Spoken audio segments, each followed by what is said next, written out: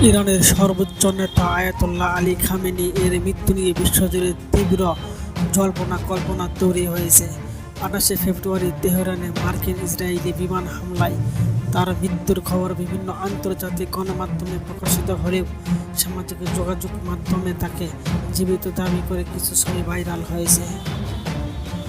অনলাইনে ছড়িয়ে পড়া একটি ছবিতে দাবি করা হয় খামেনি সাহারা মরুভূমিতে অবস্থান করেছে, তবে তথ্য যাচাই দেখা গেছে ছবিটি ২০১৪ সালের পুরনো এবং বর্তমান পরিস্থিতির সঙ্গে এর কোনো সম্পর্ক নেই। এই দাবির পক্ষে নির্ভরযোগ্য ভিডিও বা প্রত্যক্ষদর্শীর তথ্য পাওয়া যায়নি।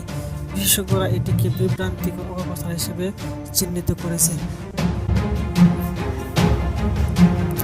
ইরানের রাষ্ট্রীয় টেলিভিশন প্রেস টিভি খামেনির শহীদ হিসেবে উল্লেখ করে তার মৃত্যুর খবর প্রচার করেছে।